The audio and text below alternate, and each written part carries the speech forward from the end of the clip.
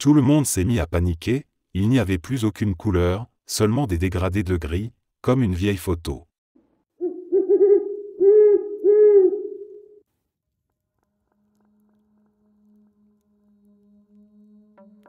Quand j'avais environ 20 ans, il y a quelques années, je faisais sans arrêt des rêves à propos d'une femme aux longs cheveux noirs qui s'appelait Aurora. Les rêves étaient différents à chaque fois, mais son visage distinct et son prénom revenaient toujours. À force, je me réveillais frustré et perdu, je passais du temps à chercher son nom sur Google pour comprendre si j'avais un lien quelconque avec elle. Après quelques mois, elle a cessé d'apparaître et j'ai fini par me dire que mon cerveau me jouait juste des tours. Quelques années plus tard, à Halloween 2009, j'étais en voiture avec un ami, arrêté à une station-service. J'allais repartir pour m'engager sur l'autoroute quand j'ai reçu un appel d'un numéro inconnu. J'ai donc freiné un instant, mais il n'y avait personne au bout du fil. La voiture derrière moi s'est impatientée, a klaxonné, puis m'a doublé brutalement au lieu d'attendre 2 secondes que je reparte. À peine entrée sur l'autoroute, elle s'est faite percuter par une Honda Civic grise qui avait perdu le contrôle. J'ai appelé la police et attendu leur arrivée à la station. Les 2 conducteurs sont morts. Sans ce coup de fil, c'était moi qui serais passé à cet instant précis. Quelques heures plus tard, par curiosité et par gratitude, j'ai rappelé le numéro. Ça a sonné 3 fois puis je suis tombé sur la messagerie « Bonjour, vous avez bien rejoint Aurora, veuillez laisser votre nom et votre numéro. » Je n'avais jamais eu de tels frissons de ma vie. Le lendemain, j'ai rappelé encore une fois tellement j'étais troublé. Cette fois, une femme a décroché. On s'est mis à parler et je lui ai raconté toute l'histoire, y compris les rêves. Elle m'a dit qu'elle ne savait pas comment j'avais obtenu son numéro et qu'elle ne se souvenait pas m'avoir appelé. Je lui ai demandé si elle avait un compte Facebook pour confirmer que c'était bien elle. Je regarde son profil et là, putain. C'était elle. La femme de mes rêves, au sens littéral. Si ce n'est pas un bug dans la matrice, alors je suis complètement fou.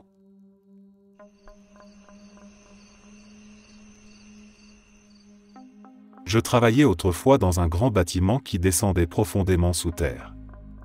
Il y avait 3 niveaux de sous-sol, sombres et silencieux, et l'appareil de laboratoire sur lequel je passais la plupart de mon temps se trouvait tout en bas, dans le dernier sous-sol. J'étais le seul à posséder la clé qui permettait d'accéder à cette salle, et il y avait là un vieux téléphone filaire fixé au mur. Je restais parfois tard le soir à travailler seul dans cet endroit, mais pas cette nuit-là. Ce soir-là, j'étais tranquillement endormi dans mon appartement, situé à une dizaine de miles du bâtiment, quand mon téléphone portable sonna brusquement. Il était 3 heures du matin, et c'était ma petite amie qui appelait, complètement paniquée. Sa voix tremblait, elle pleurait presque, et elle me demandait pourquoi j'avais voulu lui faire peur. Je ne comprenais pas ce qu'elle voulait dire, et c'est alors qu'elle m'expliqua, encore sous le choc, qu'elle venait de recevoir un appel étrange depuis le téléphone du sous-sol où je travaillais. À l'autre bout du fil, quelqu'un qui avait exactement ma voix répétait son prénom lentement, encore et encore, avec un ton qui n'avait rien d'humain, comme si les mots se déformaient.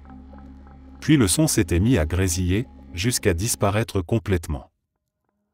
Je n'ai pas voulu la croire immédiatement, je pensais qu'elle se trompait, qu'elle avait rêvé ou qu'elle confondait.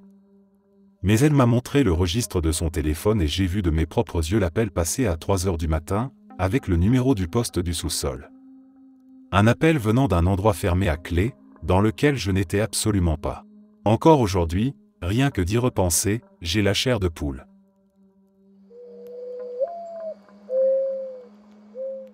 Soit je souffre d'une perte de mémoire, soit j'ai croisé un type venu d'une ligne temporelle parallèle. J'ai commencé la fac cette semaine et l'un de mes cours est sur les religions du monde. Le premier jour, un gars arrive avec 15 minutes de retard et vient s'asseoir à côté de moi. Pendant la pause, il me regarde, me sourit largement et me dit « Ça fait longtemps, comment tu vas ?»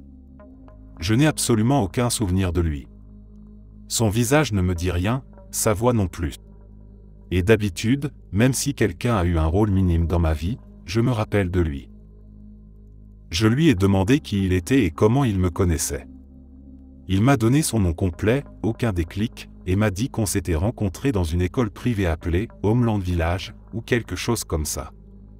Il a ajouté que j'y suivais un cours de Photoshop. Il a même mentionné les noms de quelques autres élèves. Pour finir, il a évoqué une soirée d'Halloween à laquelle nous serions allés ensemble. Problème 1. Je n'ai jamais fréquenté une école privée, ni même entendu parler de celle dont il parle. 2. Je n'ai jamais pris de cours de Photoshop. 3. Je n'ai jamais participé à une fête d'Halloween avec plus de 6 amis proches. J'étais persuadé qu'il me confondait avec quelqu'un d'autre. Mais le pire, c'est qu'il m'a appelé par un ancien prénom que je n'utilise plus aujourd'hui et il a décrit une coupe de cheveux complètement farfelue que j'avais, il y a des années. Qu'est-ce que c'est que ce bordel ?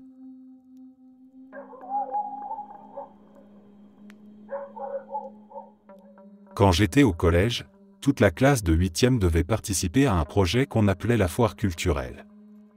Le principe était simple, chacun devait faire des recherches sur ses origines familiales, sa culture, et ensuite présenter tout ça lors d'une soirée ouverte aux familles. Avant que l'événement commence, je traînais dans les couloirs avec un ami. Les salles étaient encore vides, les couloirs résonnaient un peu, et on s'ennuyait. C'est là que, sans trop réfléchir, j'ai lancé un pari idiot, je lui ai dit que je pouvais ouvrir n'importe quel casier du collège, et que c'est lui qui choisirait lequel. 10 $ étaient en jeu. Mon pote a accepté tout de suite, amusé par ma confiance. Il s'est arrêté devant un casier au hasard, le numéro 424.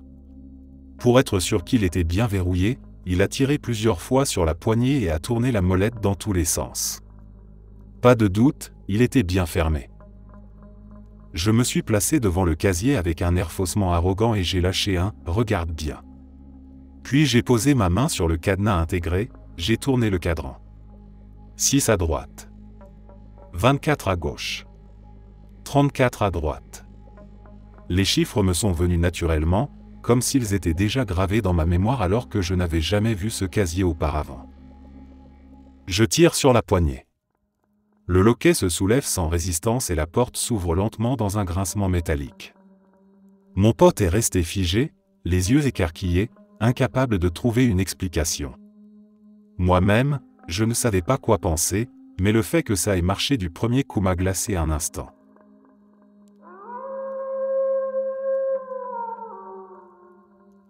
J'ai 2 histoires complètement étranges. Des trucs auxquels je ne croirais pas si quelqu'un d'autre me les racontait, mais je peux jurer de toutes mes forces que ça m'est arrivé exactement comme je vais l'écrire. La première date d'il y a quelques années. Je ne me souviens plus de l'occasion, mais ma mère et moi étions allés déjeuner chez A&W. Nous étions assis pas loin des toilettes, donc je voyais bien les gens entrer et sortir. Le premier à sortir, c'est un vieux monsieur, qui marchait en boitant. Je l'ai regardé passer, puis j'ai repris mon repas. 30 secondes plus tard, un autre homme sort des toilettes, et là je me fige, parce que je me rends compte que c'est exactement le même. Même démarche, même vêtements, même visage. Quelques minutes plus tard, la même chose arrive, mais cette fois avec une vieille dame. Elle sort, puis une trentaine de secondes après, elle ressort encore. Ma mère m'a regardé et m'a dit « On dirait que tu as vu un fantôme ». J'ai bafouillé un peu et j'ai fini par me dire que je devenais fou. La deuxième histoire est encore plus bizarre, et c'est probablement la chose la plus étrange qui me soit arrivée dans ma vie. J'avais environ 9 ans et je m'en souviens comme si c'était hier.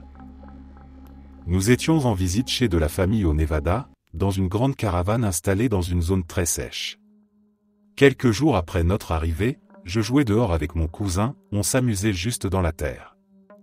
À un moment, j'ai levé les yeux.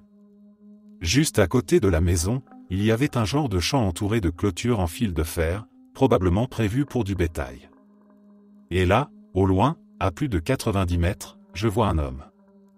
Impossible de distinguer ses traits à cette distance. Et là, les choses deviennent folles.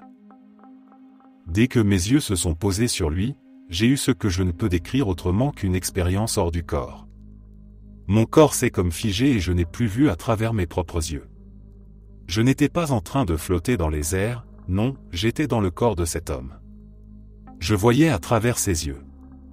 De son point de vue, il y avait 2 petites formes qui s'agitaient dans la poussière en face de lui. Je sentais qu'il les percevait comme des animaux.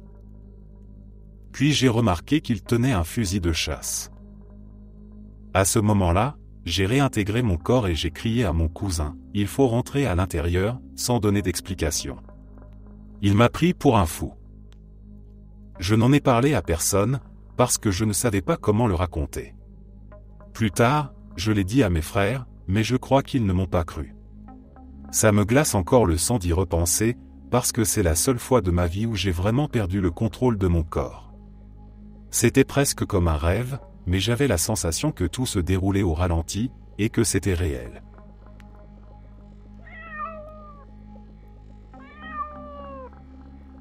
Quand je visitais des universités pour choisir où étudier, je descendais un escalier dans un bâtiment que je voulais voir de plus près. En montant dans l'autre sens, il y avait une fille de mon âge. Nos regards se sont croisés, nous avons continué quelques pas, puis, comme guidés par la même impulsion, nous nous sommes arrêtés exactement au même moment et nous sommes retournés. On s'est fixé du regard, surpris, comme si une reconnaissance étrange venait de naître. J'ai eu l'impression soudaine de rencontrer quelqu'un que je connaissais depuis toujours, alors que je ne l'avais jamais vu auparavant. Au même instant, sans réfléchir, nous avons prononcé la même phrase, « Est-ce qu'on se connaît ?» Nous avons alors discuté, un peu déconcertés, essayant de trouver une explication. Nous avons échangé nos prénoms, parlé de nos origines, des endroits que nous avions visités. Rien ne correspondait. Aucune rencontre passée, aucune connexion logique. Pourtant, cette sensation persistait, forte, inexplicable, comme un lien ancien et familier qui nous dépassait. Et elle ressentait exactement la même chose. Au moment où nous étions encore en train de parler, ses parents, qui avaient continué leur chemin sans remarquer qu'elle s'était arrêtée, sont revenus sur leurs pas et l'ont pressée de les suivre. Tout s'est passé très vite. Avant que j'aie le temps de lui demander son numéro ou son adresse mail, elle avait déjà disparu dans la foule, emportée par ses parents. Je me souviens encore de son prénom. Julia. Si tu lis ceci quelque part, si le destin nous met à nouveau sur la même route, contacte-moi.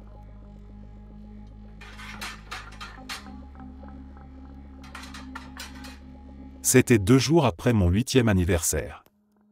J'habitais en Finlande et nous venions de déménager en ville. Notre appartement se trouvait dans une de ces grandes barres d'immeubles bon marché, au 8e étage. Ma grand-mère m'avait offert une pile de bandes dessinées comme cadeau, une dizaine ou une quinzaine, et je les lisais sans arrêt depuis la fête. Parmi elles, il y en avait une de Spider-Man. Ce n'était pas le Spider-Man habituel mais une histoire avec le clone de Peter Parker qui agissait sous le nom de Spider-Man Carmin, c'est ainsi que la traduction finnoise l'appelait. Un après-midi, je suis rentré de l'école. Mes parents étaient encore au travail. J'ai commencé à lire ce fameux comics. À une page, le héros est accroupi sur un toit, saute et atterrit dans la célèbre posture de Spider-Man, main entre les jambes. Sans réfléchir, j'ai posé la BD, suis allé sur le balcon et j'ai grimpé sur la rambarde en utilisant une chaise comme marche. En m'installant là-haut, j'ai vu un homme de l'autre côté de la rue. Il m'a aperçu, a compris ce que j'étais en train de faire et s'est mis à courir en direction de l'immeuble. Au même instant, une sensation de calme absolu m'a envahi. J'ai pris une grande inspiration, fermé les yeux, et j'ai sauté. J'ai entendu le cri de l'homme hurler. Puis, seulement le vent dans mes oreilles. La seconde d'après, j'étais au sol, accroupi comme Spider-Man. L'homme a contourné des buissons et m'a vu me relever. Il s'est figé net, la couleur quittant complètement son visage. Ses yeux exprimaient une terreur absolue. Il est resté silencieux, m'a fixé quelques secondes, puis a reculé lentement, sans me tourner le dos, avant de disparaître au coin de la rue. Je suis allé jusqu'à la porte d'entrée mais je n'avais pas ma clé. Alors je me suis assis et j'ai attendu le retour de mon père, pendant environ 1 heure. Il a été surpris de me trouver là sans mon sac d'école. Dans l'ascenseur, je lui ai raconté, « Papa, je suis Spider-Man ». Il a cru que ce n'était que mon imagination. Mais une fois rentré, il a vu la BD posée par terre, ouverte à la page du seau, la porte du balcon grande ouverte, et il a confisqué le comics. Il m'a interdit d'aller sur le balcon jusqu'à mes 12 ans, quand nous avons déménagé dans un appartement un peu mieux, au 3e étage. Aujourd'hui encore, chaque fois que je lui en parle, il devient confus, change de sujet immédiatement. Mais il admet m'avoir retrouvé en bas et que la porte du balcon était ouverte. Moi, je m'en souviens parfaitement, comme si c'était arrivé hier. Quand ma classe de théâtre est allée à Disneyland, tout le groupe s'est rassemblé devant le château pour une grande photo souvenir. L'enseignant a demandé au photographe de prendre plusieurs clichés afin d'être sûr d'en avoir au moins un de réussi. 3 photos ont donc été prises, rapidement, à la suite. La première était parfaitement normale, tout le monde souriait, certains faisaient des signes de la main. La troisième aussi, rien d'étrange à signaler. Mais quand nous avons regardé la deuxième, quelque chose nous a glacés. Entre 2 camarades, il y avait un homme que personne ne connaissait. Il semblait se tenir très naturellement, un bras posé sur l'épaule de chacun, comme s'il faisait partie du groupe. Pourtant, aucun de nous ne l'avait remarqué au moment où la photo avait été prise. Il n'était pas là, pas devant nos yeux, et pourtant, sur ce cliché unique, il apparaissait clairement, souriant comme s'il avait toujours été avec nous. Personne n'a jamais su qui il était ni comment il avait pu apparaître seulement sur une photo et disparaître aussitôt.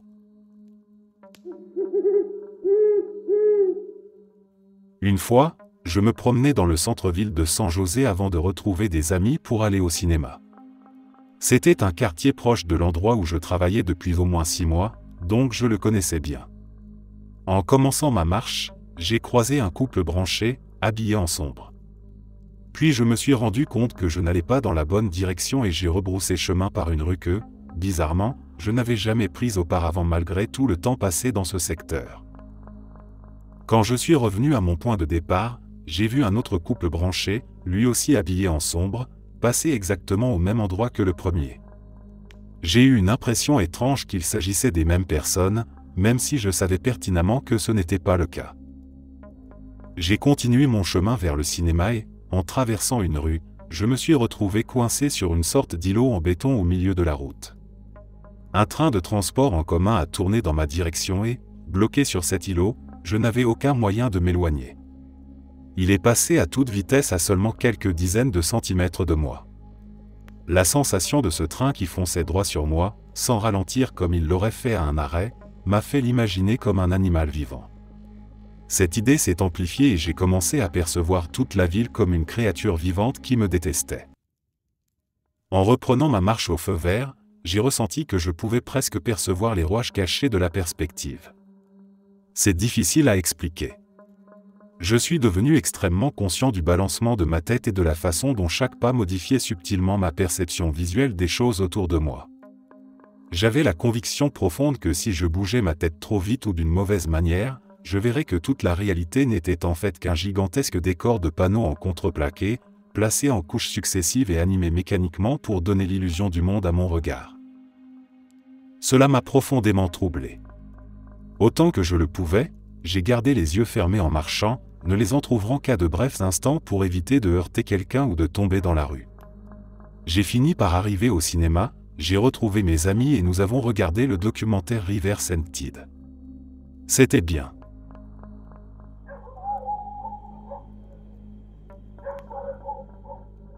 Quand j'avais 16 ans, j'étais à une fête, assis en cercle avec des amis.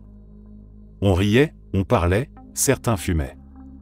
J'étais un peu défoncé, l'esprit ailleurs, quand soudain quelqu'un avec qui j'avais toujours eu de mauvaises relations a lancé un briquet dans ma direction.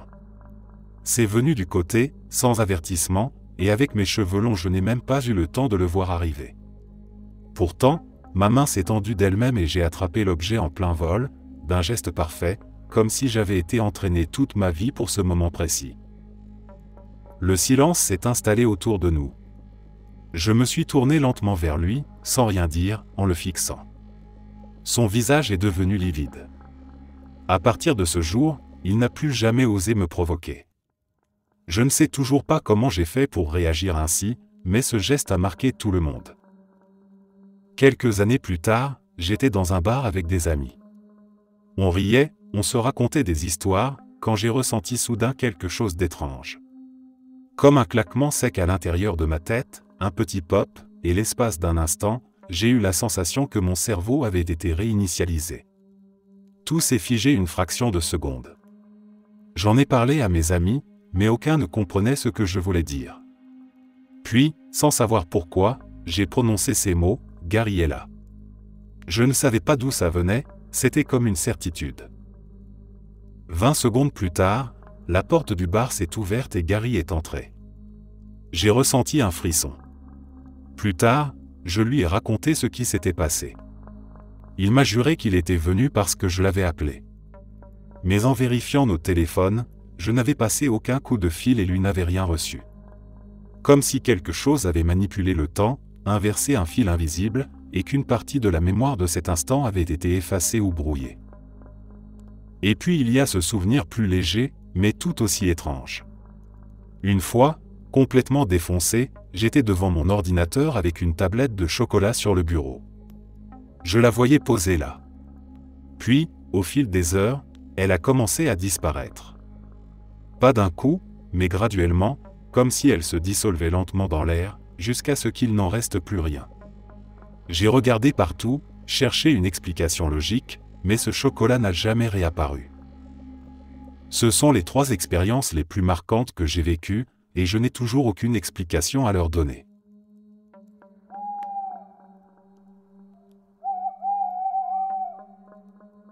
J'ai travaillé chez Speedway pendant un peu plus d'1 an. C'est là que j'ai commencé à fumer et que j'ai même fait une dépression nerveuse. C'était une toute petite station, juste à côté d'un quartier assez chaud. Un soir, je travaillais seul, comme souvent, car la station était minuscule et je faisais même la fermeture tout seul. L'un de mes clients habituels est venu demander un paquet de Marlboro Red 100S en version souple.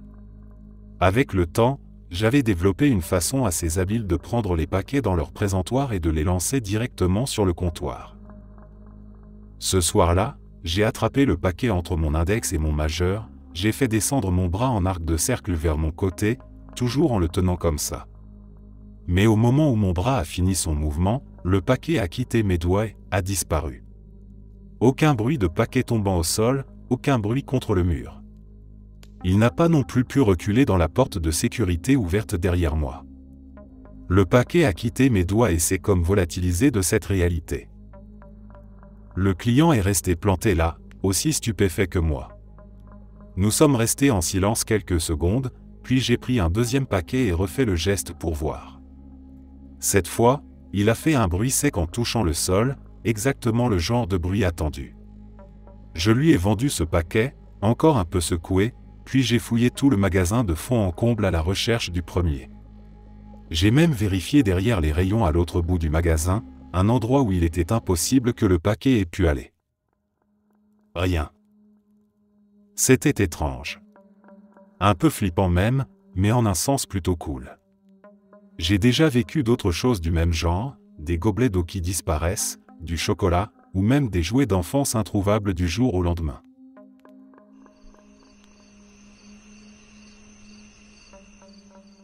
Juste après le lycée, j'avais trouvé un travail comme maître nageur dans un parc aquatique avec hôtel. Après 1 an à surveiller les bassins jour après jour, rêver de mon boulot était devenu une habitude.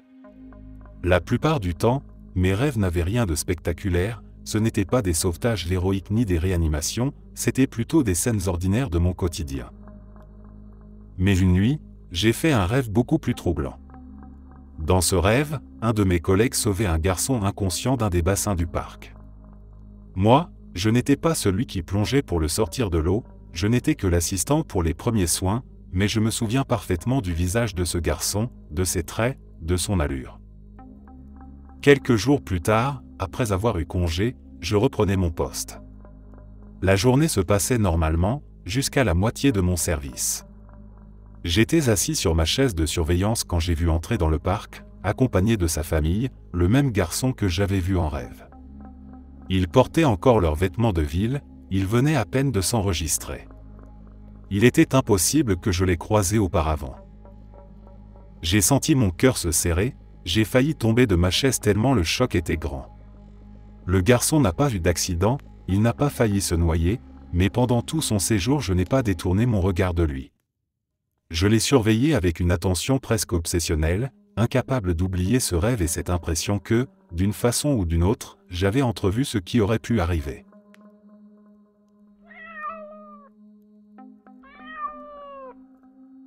J'étais en seconde au lycée et j'étais chez ma copine pour regarder un film. Il devait être environ 22 heures quand le film s'est terminé. Je suis rentré en skate, ma maison n'étant qu'à 2 pâtés de maison dans un quartier résidentiel plutôt calme. Je descendais la colline vers une rue plus grande, mais jamais très fréquentée, surtout la nuit. En arrivant à l'intersection, ma roue a accroché un caillou.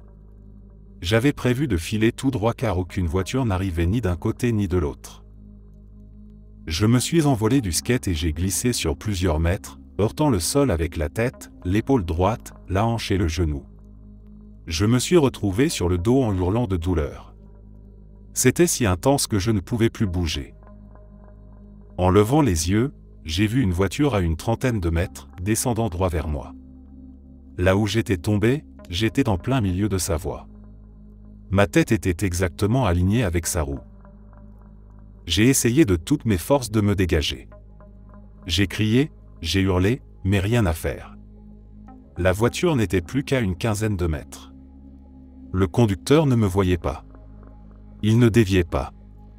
10 mètres. J'entendais le moteur foncer sur moi. J'ai fermé les yeux, prêt à encaisser. Rien. Quand j'ai rouvert les yeux, l'endroit où la voiture aurait dû être était vide. Je l'entendais derrière moi. En me tournant, j'ai vu les feux arrière qui s'éloignaient sur la route. Je n'avais pas bougé, il n'avait pas dévié. C'était comme si la voiture m'avait traversé, ou moi qui l'avais traversé. Impossible qu'il soit passé par-dessus moi, pas avec la position dans laquelle j'étais tombé. Et c'était une petite voiture, pas un SUV qui aurait pu m'éviter. Je n'ai jamais su expliquer ce qui s'était passé. Je me suis relevé, terrorisé, en sang, complètement bouleversé. Je suis rentré en boitant et je me suis couché. Personne ne m'a cru. Mais je sais que c'est la vérité.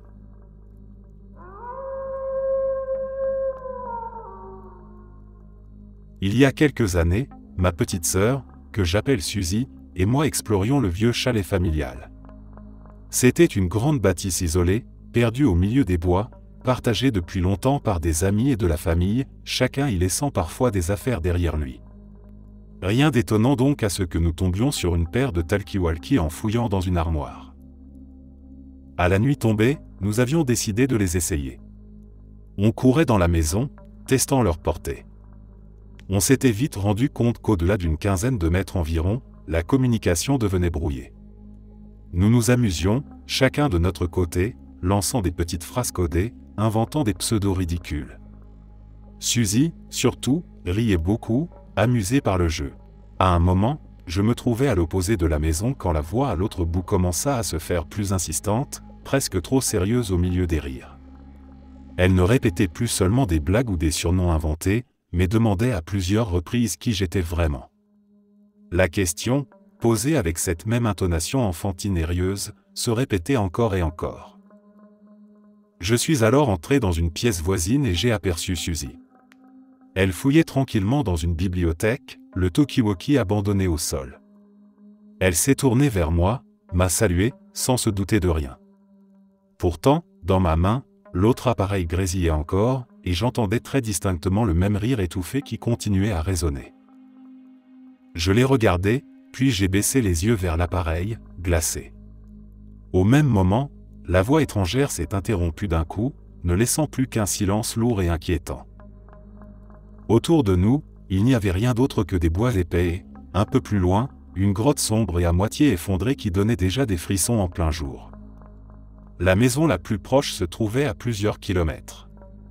Quand j'ai demandé à Suzy si c'était elle qui s'était amusée à me répondre ainsi, son visage a blêmi. Elle m'a juré qu'elle s'était lassée du jeu depuis un bon moment et qu'elle n'avait rien dit. Nous avons fouillé le chalet de fond en comble, ouvrant chaque porte, chaque placard, cherchant une explication. Nous n'avons rien trouvé. Plus tard, nous avons tenté à nouveau les talkie-walkie, espérant réentendre la mystérieuse voix. Mais plus rien ne s'est jamais produit. Le rire n'est jamais revenu.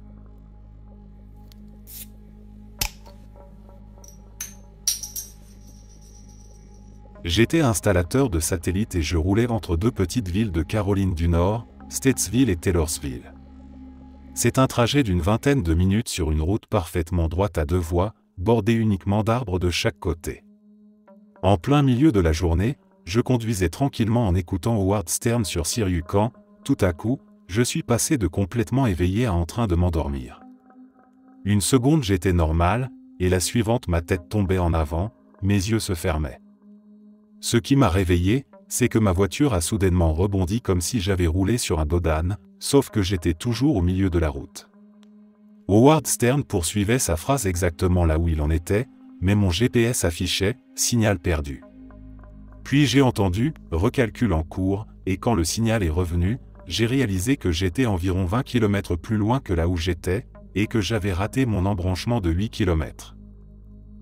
Ma première pensée, bien que je me considère comme un athée rationnel, a été que je m'étais endormi, avait percuté un arbre et que j'étais mort, me retrouvant dans une sorte d'au-delà étrange.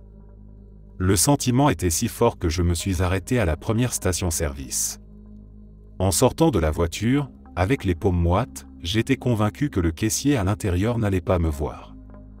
Soulagé, il m'a bien vu et je me suis acheté un Red Bull. Aujourd'hui encore, je pense que j'ai été hypnotisé par la monotonie de la route et que j'ai roulé en pilote automatique pendant un certain temps. Pourtant, je n'arrive pas à m'expliquer la perte du signal GPS ni le fait de n'avoir rien raté de l'émission. J'ai même utilisé la fonction de retour en arrière de Sirius et il n'y avait aucun passage manquant.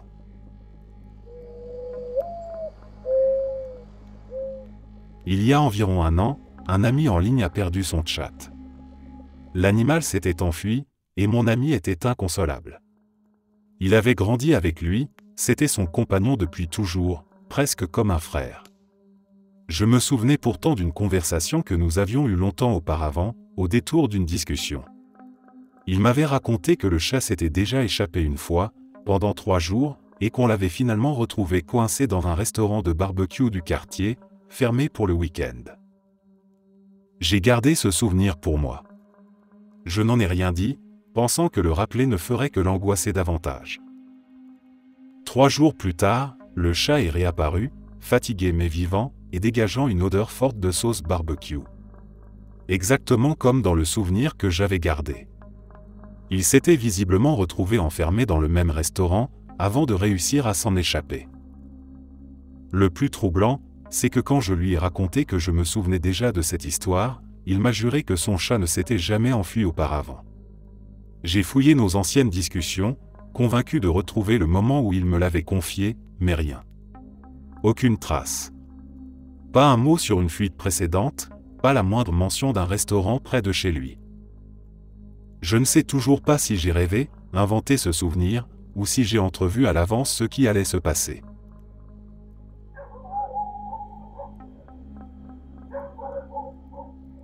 Mon université était traversée par un grand lac, avec une passerelle en bois pour le franchir, et une petite île avec un gazebo en plein milieu. Un soir, alors que je m'approchais du pont, j'ai remarqué un type en sweat à capuche gris, capuche relevée, qui marchait sur la partie du pont la plus proche de moi, en direction de la terre ferme. Rien d'inhabituel, je n'y ai pas prêté attention. À ce moment-là, un grand chêne au bord du trottoir a brièvement coupé ma vue du pont.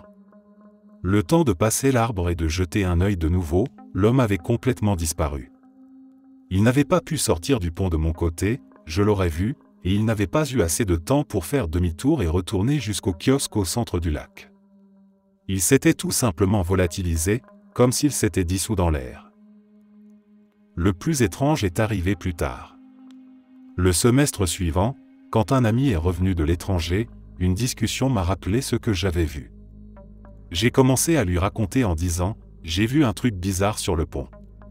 Son regard s'est illuminé et il m'a coupé, un mec en hoodie qui disparaît.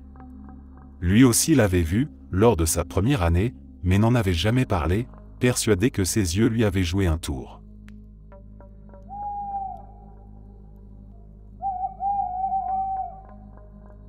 Un jour, ma sœur et moi étions chez Walmart pour acheter des fournitures scolaires.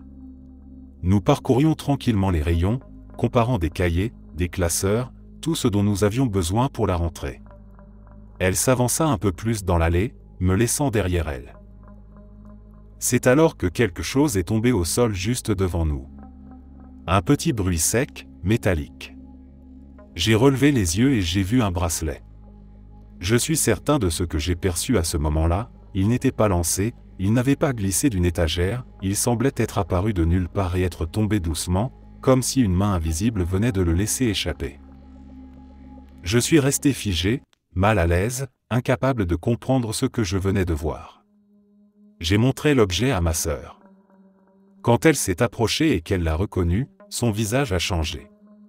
C'était son propre bracelet, celui qu'elle avait perdu plusieurs mois auparavant et qu'elle croyait disparu pour de bon. Aucune explication ne tenait debout. Nous étions dans un magasin, au milieu d'une allée, et cet objet avait simplement réapparu, au hasard, exactement devant elle. Cette impression que quelque chose avait traversé le temps ou l'espace pour se manifester là, à cet instant précis, me hante encore aujourd'hui. Pas vraiment un bug dans la matrice, mais une expérience marquante. Ça s'est passé quand j'étais au Koweït. Je passais mes nuits à lire, et ce soir-là je feuilletais un livre de physique, il me semble que ça parlait du fameux paradoxe du chat de Schrödinger.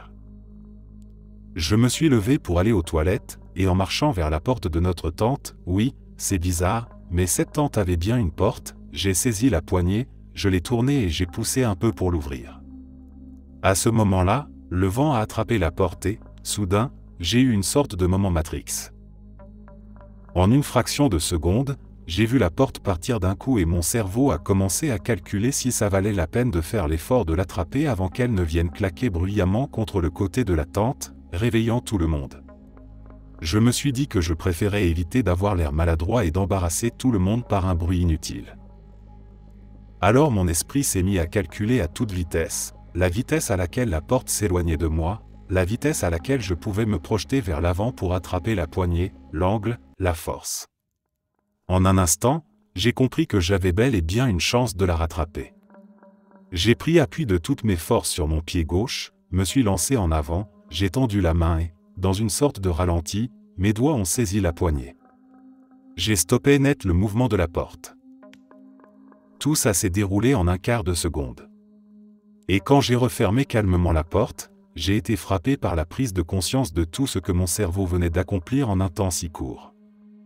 J'ai rejoué la scène dans ma tête, décortiqué chaque étape et je me suis promis de m'en souvenir clairement. C'est le genre de choses qui arrivent sans cesse, des centaines de micro-calculs, invisibles, faits en silence par notre cerveau. On n'y pense pas souvent, mais quand on en prend conscience, c'est stupéfiant de voir à quelle vitesse l'esprit peut travailler.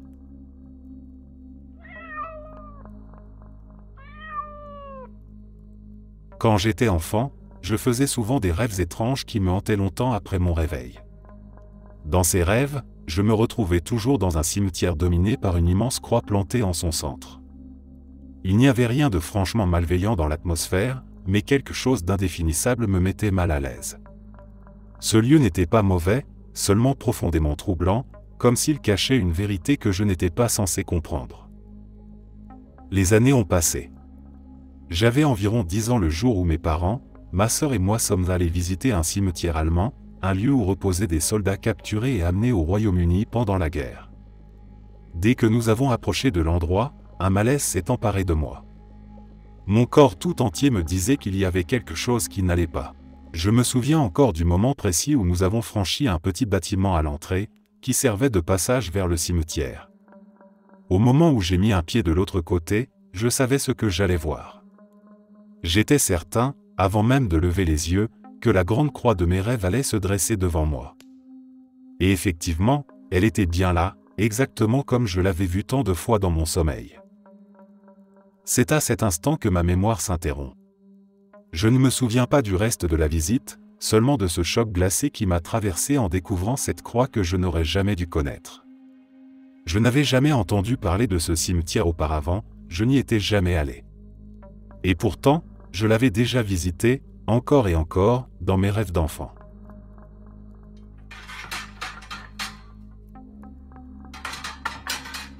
Mon père se levait toujours vers 3 heures du matin pour aller travailler. Dès mon plus jeune âge, j'avais pris l'habitude de me réveiller tout seul pour descendre lui dire au revoir avant son départ. Un matin, J'avais environ 4 ans, je suis descendu les escaliers et j'ai remarqué que la porte d'entrée était entr'ouverte. Je l'ai poussée et j'ai vu mon père, vêtu de sa chemise de travail préférée, s'éloignant dans l'allée vers son camion. Sa tenue habituelle, une chemise à carreaux et un pantalon Dickie. J'ai ouvert la porte en grand et je lui ai crié de revenir pour un câlin avant de partir. Il s'est lentement retourné et m'a fixé d'un regard étrange. Puis il a commencé à revenir vers moi. Il me regardait d'une façon si inhabituelle que j'ai commencé à avoir peur. J'ai fondu en larmes en lui demandant ce qui n'allait pas. Alors qu'il arrivait presque à ma hauteur, une paire de bras m'a soudainement enserré par derrière dans une étreinte. J'ai tourné la tête et j'ai vu mon vrai père, complètement bouleversé, me tenant fermement dans ses bras. Devant nous, à quelques pas, se trouvait son double, vêtu exactement de la même tenue. La silhouette a jeté un coup d'œil à mon père, puis s'est mise à courir en direction du camion.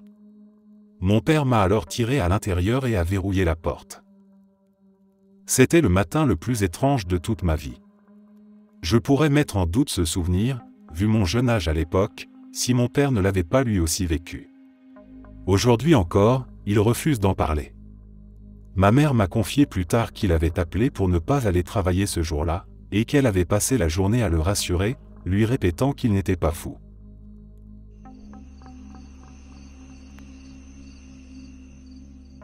J'ai toujours eu une peur irrationnelle, celle que les gens puissent lire dans mes pensées. Un souvenir en particulier a renforcé cette angoisse. C'était le jour de mon anniversaire. Je venais d'acheter une nouvelle robe et je n'étais pas certaine d'aimer l'image que je renvoyais dedans. En montant sur un escalator, je doutais, je me répétais intérieurement que j'espérais ne pas avoir l'air ridicule. À ce moment précis, une femme descendait les escaliers situés juste à côté. Nos regards se sont croisés, et, d'une voix assurée, presque réconfortante, elle a lancé qu'elle me trouvait très bien ainsi. Comme si elle avait entendu exactement ce que je venais de penser. Il y avait peut-être une explication logique. J'ai peut-être laissé transparaître mon malaise, et elle avait deviné mes doutes rien qu'à mon attitude. Peut-être encore que quelqu'un devant elle avait fait une remarque que je n'ai pas entendue. Mais sur l'instant, j'ai eu l'impression glaciale qu'elle avait lue dans mon esprit.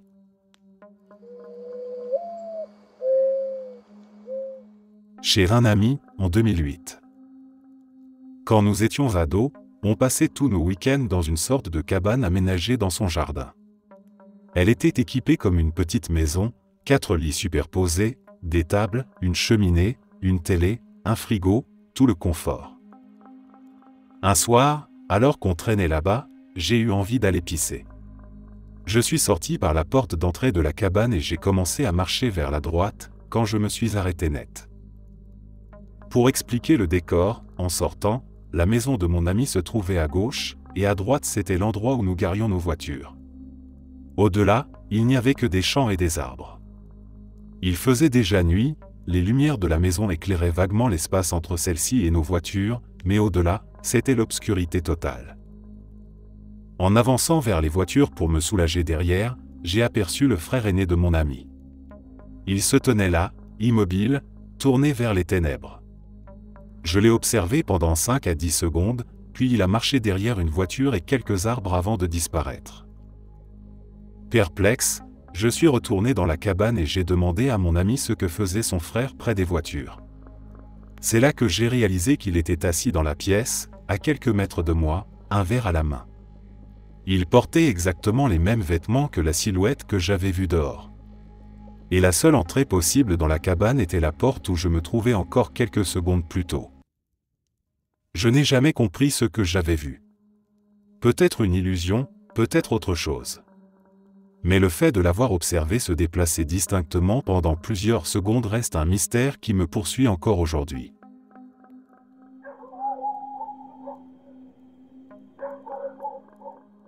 Quand j'avais environ 7 ans, il m'est arrivé quelque chose de vraiment troublant, à plusieurs reprises. Chaque soir, mes parents venaient me border. C'était un rituel que j'adorais, être bien au chaud, les draps parfaitement tirés sous moi, la sensation rassurante de la maison qui s'endormait. Je m'assoupissais doucement, bercé par cette routine paisible. Mais à plusieurs reprises, je me suis réveillé brutalement, toujours à la même heure, 3h02 du matin. Et ce réveil n'était pas normal. J'avais la sensation physique de tomber du plafond et d'atterrir d'un coup sec sur mon lit. Quand je reprenais mes esprits, je me retrouvais étendu là, le cœur battant à toute vitesse, et sous mon corps, mes draps étaient encore parfaitement tirés, comme si personne ne s'y était jamais allongé. C'était exactement le même scénario à chaque fois. Une chute soudaine, une heure identique, et ce lit impeccablement fait, comme si j'avais été replacé là après avoir disparu. Je me souviens que cela m'est arrivé au moins 5 fois, peut-être plus, et je n'ai jamais trouvé la moindre explication.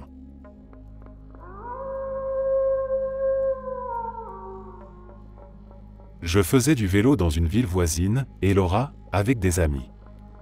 On allait se baigner dans la gorge locale. En chemin, on avait acheté un pack de 12 sodas à la crème et on essayait de les transporter sur le guidon d'un vélo. Évidemment, mauvaise idée. En arrivant au passage piéton, le pack est tombé, s'est ouvert, et les canettes se sont éparpillées partout. Par chance, on en a sauvé 9. Comme nous étions 3, ça faisait 3 chacun, pas mal finalement. En repartant, moi qui suis un peu parano à l'idée de perdre des choses, je recompte les canettes que je tiens. Seulement 2? Je demande à mes amis de recompter, ils en ont bien 3 chacun. Ça m'agace un peu, mais bon, une canette en moins, ce n'est pas dramatique. Je fouille mes poches, tout, rien. Je me dis qu'elle a dû tomber en route. On gare ensuite nos vélos sur un petit sentier dans la forêt. Je descends de mon vélo et, en posant le pied, je shoot dans une canette de soda à la crème posée juste là. Elle n'avait pas roulé, je ne l'avais pas entendue tomber, elle était simplement là. Je demande à mes amis si l'un d'eux avait fait tomber une des siennes, mais non, ils les avaient toujours toutes. La canette disparue m'était revenue, posée à mes pieds quand on s'est arrêté. J'ai réfléchi et je me suis demandé si je ne l'avais pas mise dans le porte-bouteilles sous mon vélo. Mais non, il y avait déjà ma gourde dedans. On a fini par dire que c'était un « trou de verre ». Mais un bug dans la matrice est tout aussi plausible.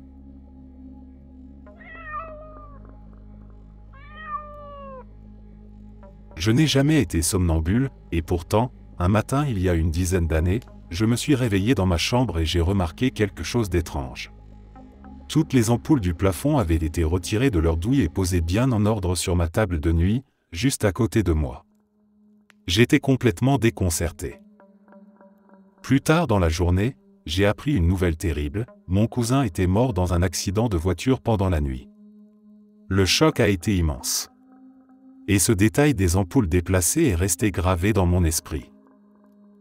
Depuis ce jour, le phénomène s'est répété. Chaque fois qu'un membre de ma famille décède, je me réveille et je trouve les ampoules de ma chambre posées à côté de mon lit. La première fois, j'habitais encore chez mes parents. J'avais alors pensé qu'ils avaient fait ça, peut-être pour me faire une blague étrange. Mais après leur avoir posé la question, ils m'ont juré qu'ils n'avaient jamais touché aux ampoules. J'ai ensuite vécu seul, et le phénomène a continué. Puis, plus tard, une fois marié, il s'est reproduit encore. Ce qui rend les choses encore plus étranges, c'est que dans notre chambre actuelle, le plafond est très haut, voûté, et il faut une échelle pour accéder aux ampoules. Si j'avais moi-même déplacé les ampoules en pleine nuit, cela aurait forcément réveillé mon mari. Pourtant, lui n'a jamais rien entendu.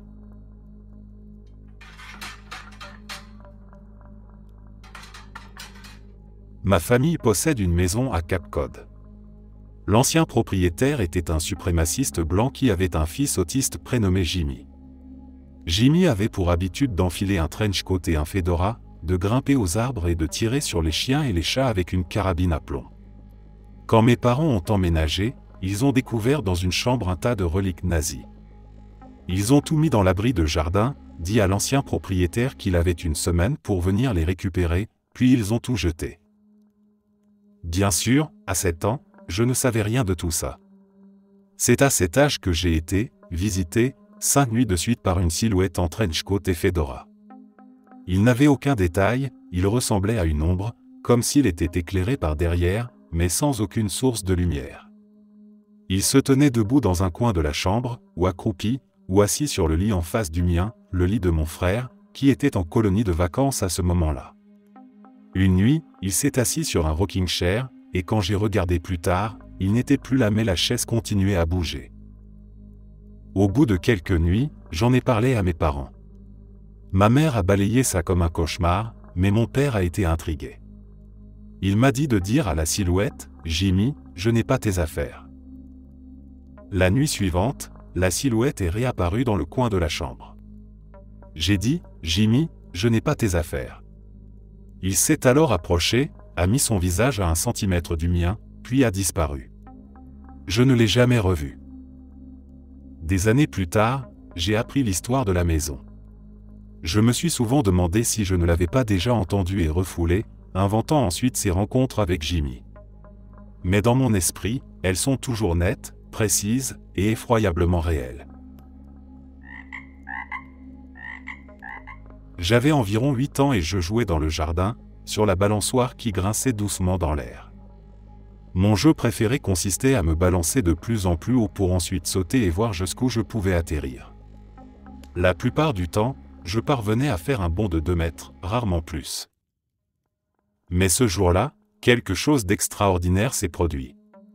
Quand j'ai quitté la balançoire, je n'ai pas chuté comme d'habitude. J'ai senti mon corps se soulever légèrement, et au lieu de tomber immédiatement, j'ai commencé à glisser dans l'air, à une trentaine de centimètres du sol. Je flottais, je glissais, comme si l'air lui-même me portait. Je me souviens encore parfaitement de la sensation. J'ai parcouru près de 6 mètres sans effort, le sol défilant sous moi.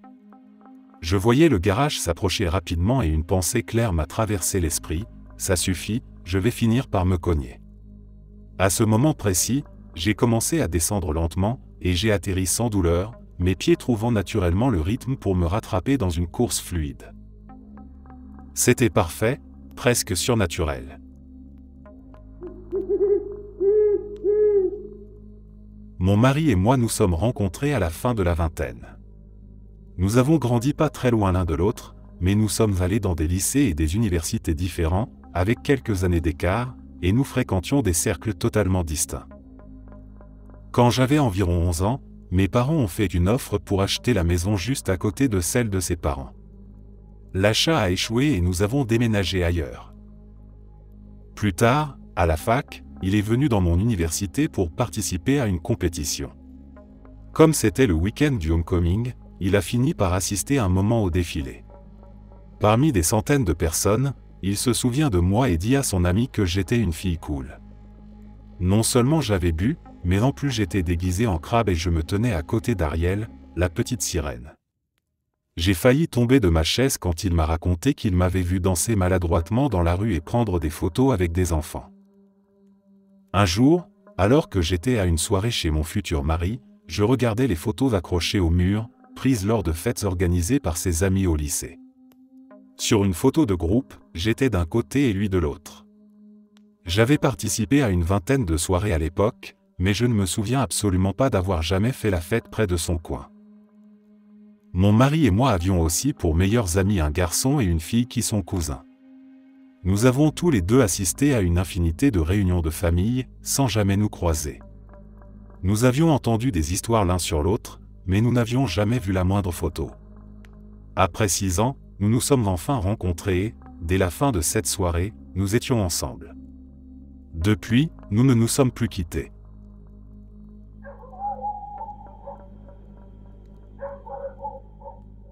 Quand j'étais en seconde, il y avait dans ma classe d'histoire une fille que beaucoup de garçons trouvaient attirante. Elle était blonde, plutôt drôle, sympathique, pas forcément exceptionnelle, mais elle avait ce charme discret qui la rendait immédiatement remarquée. C'était une élève étrangère, venue d'Allemagne pour un échange.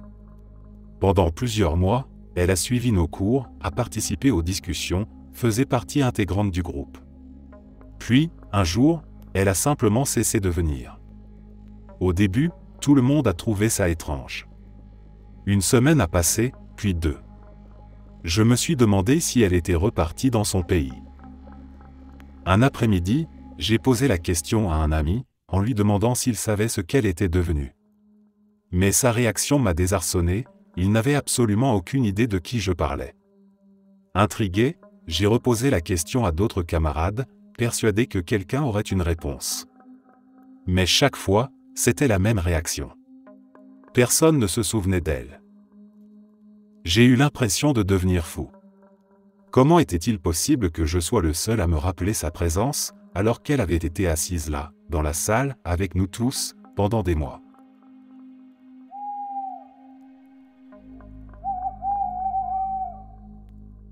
Oh, j'en ai une qui concerne directement Matrix. Je me suis fait retirer les dents de sagesse en 2000, à peu près au moment où le premier Matrix est sorti en VHS. J'étais complètement assommé par le percocet après l'opération, mes dents de sagesse étaient un vrai cauchemar. Ma mère m'a simplement déposé dans mon lit puis est allée louer le film pour moi, puisque je ne l'avais pas vu au cinéma. Je me souviens avoir été agacé par le soleil qui traversait la fenêtre et faisait des reflets sur la télé, mais j'étais trop dans les vapes pour me lever. Un peu après la scène du chat noir dans Matrix, je me suis évanoui et apparemment j'ai dormi pendant environ 8 heures. La cassette dans le magnétoscope continuait à se rembobiner et à rejouer en boucle. Quand je me suis réveillé, le film en était presque exactement au même endroit que lorsque je m'étais endormi, sauf qu'il faisait nuit noire dehors. Pour moi, il n'y avait eu aucune ellipse de temps. J'ai complètement perdu la tête. J'ai commencé à paniquer et à hurler parce que je croyais avoir découvert le secret et que quelqu'un avait éteint le soleil. Je me rappelle avoir pleuré en essayant d'expliquer à ma famille affolée ce qui se passait. Ils ne m'ont jamais laissé oublier cet épisode.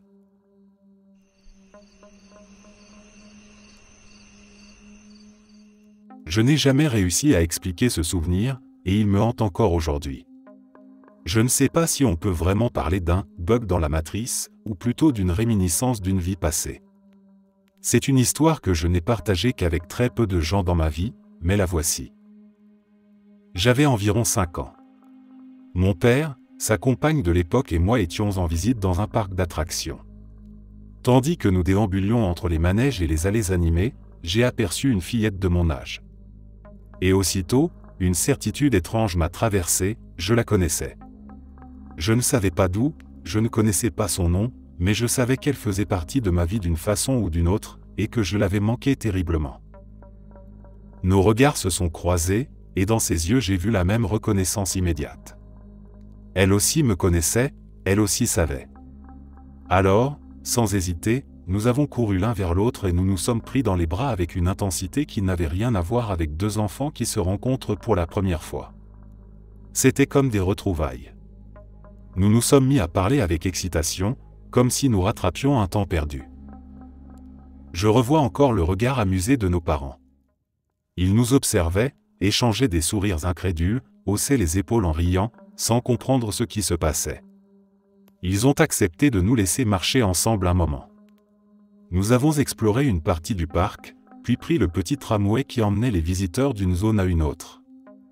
Ils nous ont autorisés à nous asseoir seuls, juste devant eux. Je me souviens de nos mains serrées, comme si nous savions qu'il ne fallait pas gaspiller une seconde. Puis le moment de la séparation est arrivé. Les adultes ont décidé qu'il fallait se quitter. J'ai ressenti un déchirement, une envie viscérale de ne pas la lâcher. Nous nous sommes enlacés encore et encore, puis nous avons fini par partir chacun de notre côté. Je ne l'ai jamais revue. Et pourtant, des années plus tard, je garde ce souvenir intact. Comme si, dans ce parc d'attractions, deux vies s'étaient croisées de nouveau, par hasard ou par destin. Et je n'ai toujours aucune explication.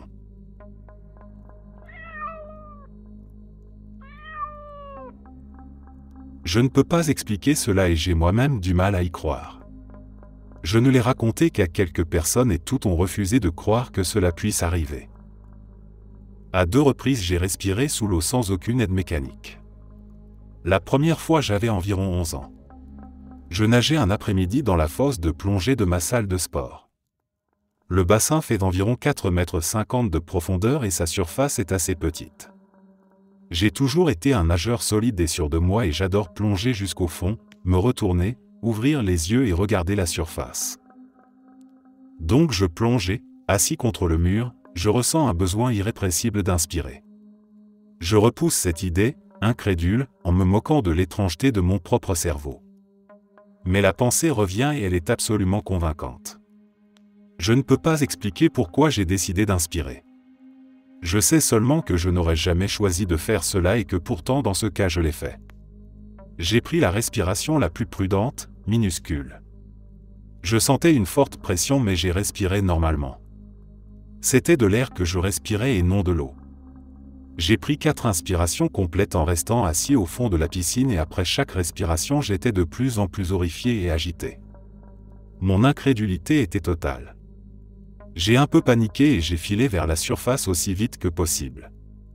Après un moment de rationalisation, je me suis calmé. Mon esprit logique ne cessait de se dire que d'une manière ou d'une autre j'avais dû avoir une bulle d'air coincée contre le visage car comment aurais-je pu respirer autrement ? Mais après des années à essayer de donner du sens à tout cela, j'ai compris que l'air trouve toujours très vite le chemin de la surface. Il ne reste pas simplement coincé autour du visage de quelqu'un. J'ai essayé de recommencer ce jour-là. J'ai plongé encore et encore pour tenter de reproduire l'expérience. J'ai fini par me prendre pas mal d'eau dans le nez avant d'abandonner. C'est arrivé une deuxième fois, dans la même piscine, 4 ans plus tard. J'ai pris 5 inspirations avec la même certitude écrasante que tout irait bien si je respirais. Je n'ai pas su l'expliquer la seconde fois non plus. Très étrange. Un dysfonctionnement de la matrice, je ne sais pas. Personne ne m'a jamais cru mais je ne l'ai raconté qu'à quelques personnes triées sur le volet. Je n'arrive toujours pas à comprendre. Est-ce que quelqu'un a une explication physique ou logique? Est-ce que c'est déjà arrivé à quelqu'un d'autre?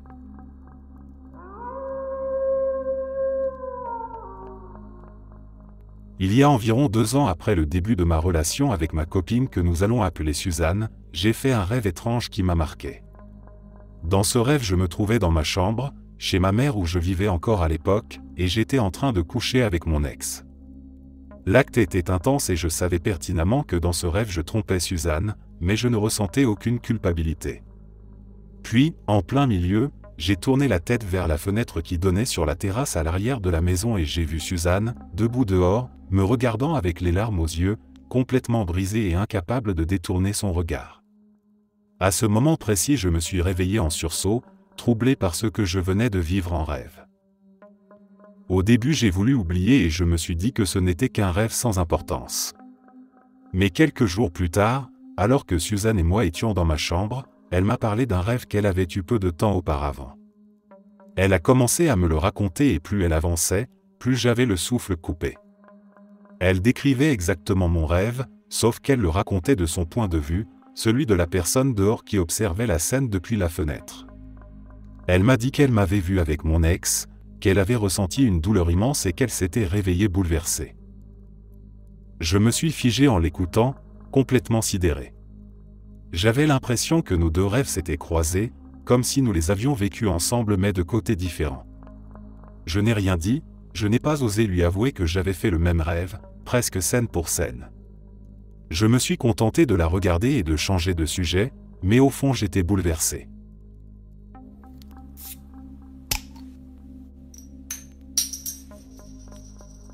J'avais l'habitude de travailler dans la musique et je suis parti en tournée avec ce groupe. Le guitariste, Josh, avait perdu son meilleur ami, Matt, quelques années auparavant. Il en parlait souvent et ce garçon avait vraiment l'air d'être quelqu'un de bien. Josh faisait sans cesse un rêve récurrent dans lequel Matt se tenait sur une rue abandonnée, qui représentait, selon lui, une sorte de purgatoire. Dans ses rêves, il avait de longues conversations avec lui et comme Matt était mort d'une overdose soudaine, Josh pensait que son esprit n'avait pas pu trouver la paix. À la fin de chaque rêve, Matt prenait une ampoule sur un réverbère de cette rue où il se tenait. Josh décrivait ses rêves avec tant de détails que je pouvais parfaitement imaginer à quoi ressemblait l'endroit. Environ 6 mois après le début de la tournée, les membres du groupe décidèrent de s'arrêter à Cassadaga, en Floride, car ils étaient de grands fans de Bright Eyes et que le chanteur avait écrit un album là-bas. Cassadaga est un endroit étrange, réputé pour ses médiums et son ambiance spirituelle. Il est utile de préciser que 6 des 7 personnes avec moi étaient athées. Nous sommes donc arrivés à Cassadaga vers 2 ou 3 heures du matin et nous avons commencé à rouler dans les rues. Soudain, un grand chien noir est apparu au milieu de la route et s'est arrêté pour nous fixer. Les gars du groupe, complètement perchés, se sont mis à dire des choses du genre « Suivez le chien, il essaie de nous montrer quelque chose ». Moi, dans ma tête, je me disais juste qu'ils étaient complètement idiots. Nous avons suivi ce chien sur quelques pâtés de maison pendant qu'il marchait lentement. Tout à coup, nous avons tourné dans une rue et le chien s'est mis à courir. Nous avons voulu accélérer mais Josh a crié « Arrêtez le van, c'est ici ». Nous étions tous perdus mais il est descendu et a regardé autour de lui. Il a répété « C'est ici. C'est la rue de mes rêves ». Nous sommes restés une quinzaine de minutes et tout correspondait exactement à ce qu'il avait décrit, les maisons à gauche, le parc à droite. Puis nous sommes remontés dans le van et, au moment de partir, un réverbère s'est éteint. Nous avons repris la route et Josh a affirmé qu'il n'avait plus jamais refait ce rêve, comme si c'était la conclusion de toute cette histoire.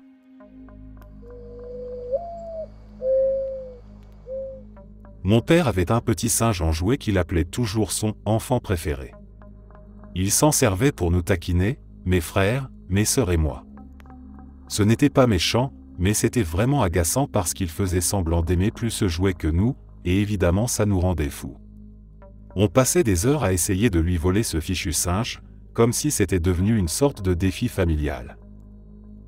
Un jour, après de nombreuses tentatives, nous avons enfin réussi à mettre la main dessus. On était tellement excités d'avoir gagné la bataille qu'on s'est mis à le gribouiller au marqueur noir, à le déformer, puis finalement à le jeter dans la poubelle. Mon père a bien ri quand il a remarqué sa disparition, il a fouillé un peu dans la maison et a même demandé si quelqu'un l'avait vu, mais au bout d'une semaine il a compris qu'on l'avait vraiment fait disparaître et il a laissé tomber. Pour nous, l'histoire était close, et on pensait que ce jouet ne reviendrait jamais.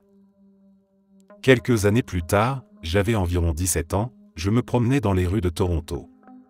Je n'habitais pas là-bas, j'étais simplement en visite chez des amis. En marchant tranquillement, mon regard a été attiré par un petit objet orange posé sur le trottoir.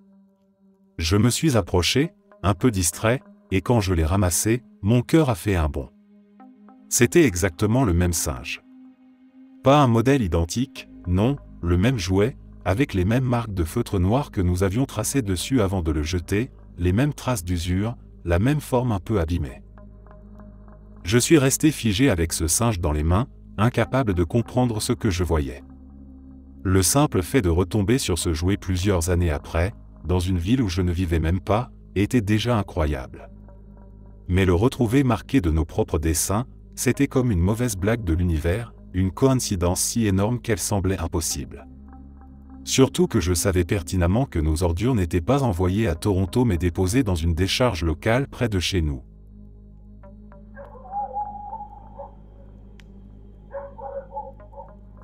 Ce genre de choses m'arrive tout le temps.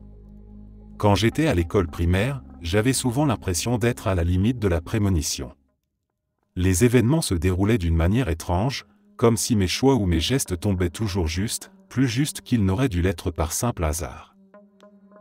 Je faisais des rêves qui semblaient insignifiants, remplis de détails banals. Par exemple, je voyais un enfant en chemise bleue qui se balançait sur un pneu, pendant que les surveillants passaient à côté en parlant d'un tournoi de football prévu la semaine suivante, puis dans ce même rêve je m'asseyais sur un banc et j'attendais, sans aucune raison. Une semaine plus tard, exactement la même scène se déroulait devant mes yeux, dans les moindres détails. Et à chaque fois que la réalité rejoignait un de ces rêves, je sentais comme si mes yeux observaient, mais que mon corps lui agissait en suivant un scénario invisible, dicté par quelque chose de plus vaste que moi. Je n'avais pas l'impression de choisir, mais plutôt de suivre une partition écrite par l'univers. Le souvenir le plus marquant de tout cela remonte à un rêve que j'ai fait quand j'avais environ 4 ans. J'étais dans une pièce blanche, avec des murs texturés et des bordures vertes. Tout autour de moi se trouvaient des gens tenant des instruments. Puis un grand homme est entré, vêtu d'un pantalon et d'un t-shirt brun, sa barbe mal entretenue encadrait son visage. Le soleil traversait la pièce et venait toucher le pupitre devant lui. C'était un rêve étrange et précis, mais comme beaucoup d'enfants je n'y avais pas accordé d'importance. 12 ans plus tard, en classe de musique au lycée, je suis entré dans une salle exactement identique. Les murs, les couleurs, la lumière, les instruments autour de moi, tout correspondait. Puis l'homme barbu, le professeur de musique, est apparu, habillé exactement comme dans mon rêve d'enfance. L'instant s'est figé, j'ai eu l'impression d'être frappé de plein fouet par un souvenir revenu du plus profond de mon esprit. Mon cœur s'est serré, mes mains tremblaient, et j'avais la sensation que ma vie venait de se recroiser elle-même.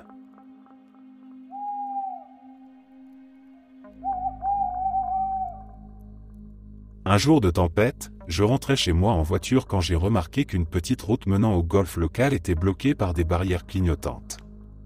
Derrière ces barrières, j'ai distingué une Mercedes garée avec les feux de détresse allumés.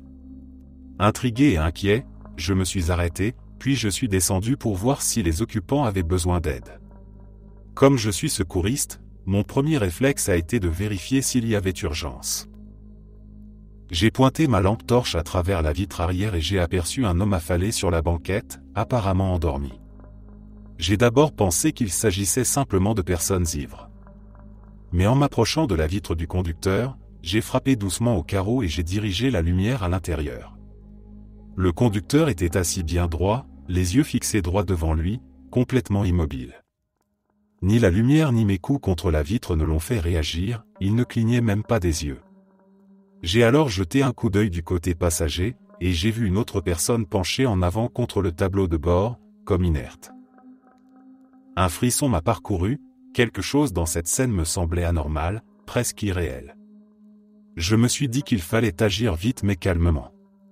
J'ai appelé le poste du shérif et demandé l'envoi discret d'une unité, sans sirène ni gyrophare, pour venir vérifier avec moi, puisque les portières étaient verrouillées.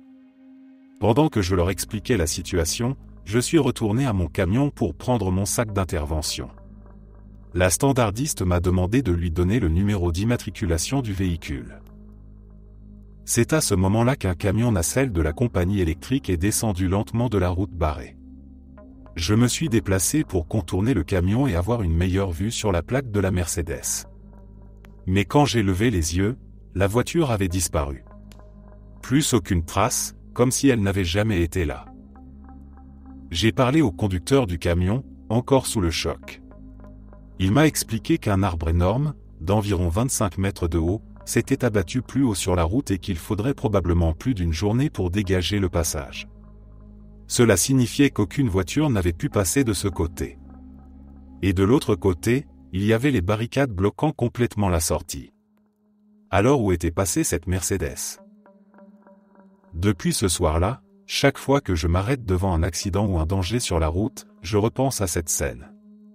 L'image de ce conducteur figé, du passager affalé et de cette voiture disparue sans laisser de traces reste gravée dans mon esprit.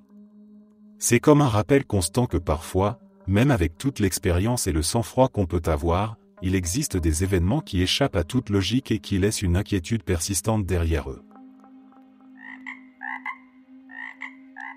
J'étais en vacances avec mes frères et sœurs, nous nous promenions tranquillement dans une petite ville française aux rues pavées, pleine de boutiques et de façades colorées. À un moment, je me suis laissé distraire par une vitrine ou un détail quelconque, et quand j'ai rattrapé les autres, ils avaient l'air agités. Ils m'ont raconté qu'un homme venait de passer, un homme qui me ressemblait en tout point. Pas seulement le visage, mais aussi la démarche, la manière de tenir ses bras, comme une copie parfaite de moi-même. Intrigué, je leur ai demandé où il était parti. Ils m'ont expliqué qu'il venait juste d'entrer dans une petite boutique de l'autre côté de la rue. Mon cœur s'est emballé, car j'avais toujours cette idée étrange que les sosies parfaits, ces fameux doppelgangers, ne se croisent jamais. C'était comme une règle mystérieuse de l'univers que je m'apprêtais peut-être à briser. Je n'ai pas hésité et je me suis précipité vers la boutique. C'était une échoppe minuscule, à peine quelques étagères, l'odeur de bois et de poussière flottait dans l'air. Derrière le comptoir, il n'y avait que le commerçant, un vieil homme qui m'a lancé un sourire poli. Aucun autre client. Aucun signe de mon double. J'ai scruté chaque recoin, mais il était clair qu'il n'y avait nulle part où se cacher. Une étrange sensation de vide m'a envahi. Comme si j'étais arrivé une seconde trop tard, comme si cet autre moi avait existé seulement dans un battement d'œil et s'était dissipé aussitôt que j'avais franchi la porte.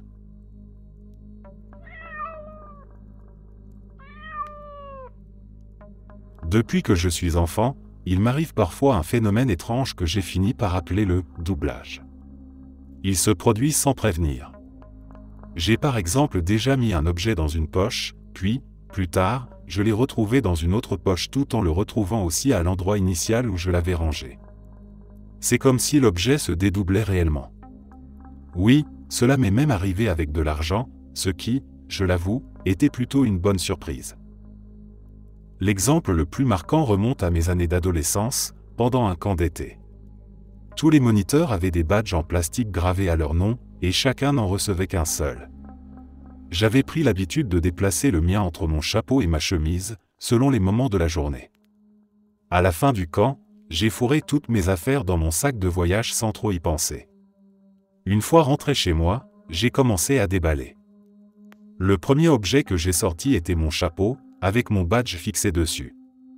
J'ai eu un petit sourire en me disant que j'avais enfin retrouvé où je l'avais laissé. Mais quelques instants plus tard, en sortant une chemise de mon sac, j'ai découvert exactement le même badge accroché dessus. C'était bel et bien le mien, identique à celui du chapeau. Pourtant, je n'étais certain d'en avoir reçu qu'un seul. Ce n'était pas la seule fois. Quand j'étais plus jeune, il s'est produit une autre variante de ce phénomène, presque quotidiennement pendant quelques années. Quelqu'un rangeait un objet dans une poche, un sac ou une trousse, puis quand il voulait le récupérer plus tard, il avait disparu.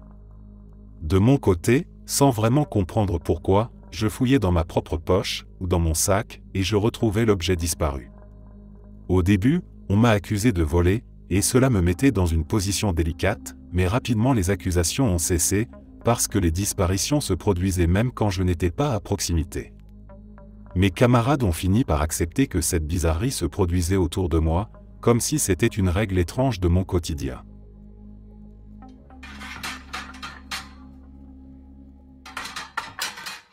J'ai toujours une réaction incontrôlable et terrifiée chaque fois que je vois des images ou une reconstitution du débarquement de Normandie. Peu importe le documentaire, le film ou même une simple archive, dès que cela concerne ce moment précis de l'histoire, quelque chose en moi se brise. Je peux regarder sans difficulté d'autres récits de batailles, d'autres guerres ou de grandes offensives, mais le D-Day provoque en moi une réaction unique et incompréhensible.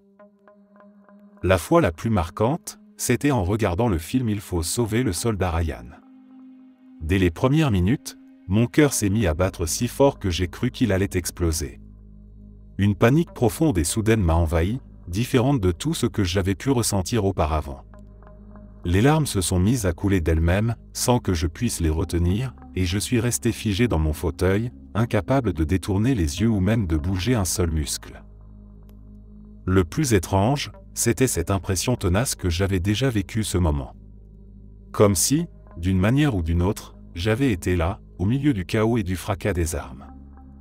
Ce n'était pas un simple malaise, c'était une certitude fugitive mais oppressante, un écho venu de très loin qui me murmurait que j'avais traversé cet enfer. Cette sensation m'a poursuivi longtemps après la fin du film, comme une ombre qui refuse de se dissiper.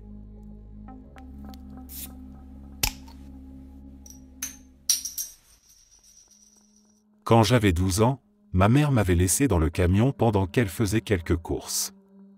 J'étais assis tranquillement, regardant par la vitre pour passer le temps, quand j'ai aperçu un vieil homme qui s'approchait lentement.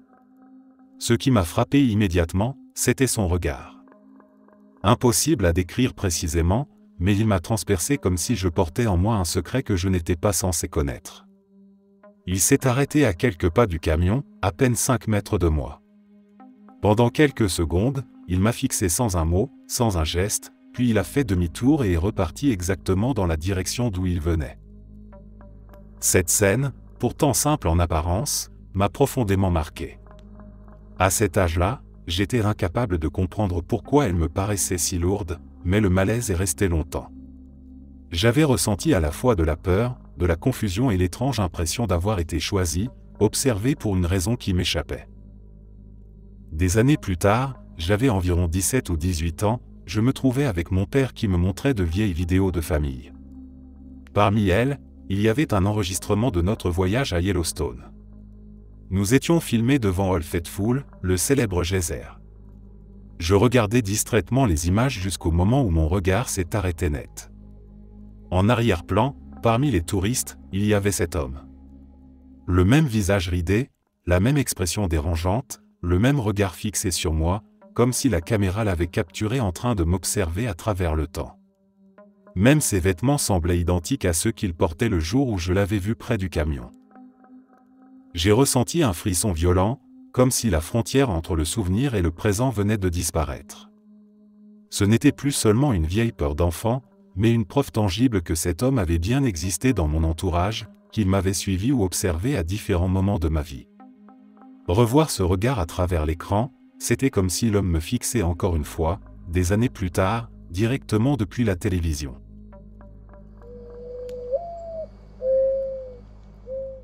J'ai un souvenir étrange et incroyablement net de mon enfance, un de ces souvenirs qui s'imposent sans qu'on sache pourquoi et qui reste gravé comme s'il venait de se produire hier. J'étais chez mon oncle et je jouais à Sonic sur sa vieille console. Devant moi il y avait un paquet de Cheetos, et comme souvent à cet âge, je mangeais distraitement tout en étant complètement absorbé par le jeu. Mes yeux ne quittaient pas l'écran, je courais à travers les niveaux colorés du monde de Sonic et, sans réfléchir, j'ai tendu la main vers le sol pour attraper quelques chips. Je palpais le tapis du bout des doigts, cherchant à tâtons le paquet sans jamais détourner mon regard de la télé. Après un moment, je n'arrivais toujours pas à mettre la main dessus. Agacé, j'ai fini par tourner la tête. Ce que j'ai vu m'a figé sur place. Le paquet de Cheetos flottait dans les airs, suspendu à une trentaine de centimètres du sol. Pendant une fraction de seconde, j'ai eu l'impression que le temps s'était arrêté. Dès que j'ai pris conscience de ce que je voyais, le paquet est tombé brusquement comme si rien d'étrange ne s'était produit. Mon cœur s'est emballé et une peur glaciale m'a traversé. Je n'ai pas réfléchi, j'ai bondi sur mes pieds et j'ai couru hors de la pièce en hurlant, laissant le jeu, l'écran et les Cheetos derrière moi.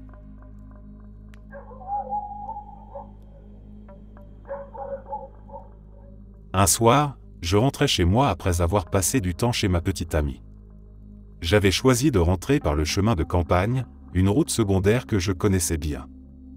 Là où j'habite, le paysage est totalement plat. La route que j'empruntais était droite, interminable, sans la moindre colline, sans creux ni montée, sans virage ni intersection. À perte de vue, ce n'était que des champs vides, sans maison, sans ferme, sans entrée de chemin qui aurait pu déboucher sur cette route. Je roulais assez vite, les pleins phares allumés puisque personne ne circulait dans les environs. Avec la lumière, je voyais clairement ce qui se trouvait devant moi. Tout était calme, silencieux, presque hypnotisant. J'étais seul au milieu de cette ligne droite infinie, convaincu que rien ne pouvait surgir à cet endroit isolé. Puis, sans le moindre avertissement, une voiture est apparue. Elle n'était pas au loin, non, mais littéralement 20 pieds devant moi, surgissant de nulle part, roulant dans la direction opposée sur la voie d'en face. J'ai à peine eu le temps de réaliser ce que je voyais, car à la vitesse où j'allais, nous nous sommes croisés en une fraction de seconde. Le cœur battant, j'ai instinctivement jeté un coup d'œil dans mon rétroviseur pour suivre des yeux cette voiture. Mais il n'y avait rien. Absolument rien. La route derrière moi était vide, parfaitement éclairée par mes feux arrière, et pourtant il n'y avait pas la moindre trace du véhicule que je venais de croiser. Le choc m'a traversé comme une décharge, et j'ai senti une panique me gagner. Je me suis immédiatement rangé sur le bas-côté, incapable de continuer. Mes mains tremblaient sur le volant et je devais reprendre mon souffle, essayer de comprendre ce qui venait de se passer. J'étais seul sur cette route plate, sans la moindre cachette possible, et pourtant une voiture était apparue et avait disparu comme une illusion.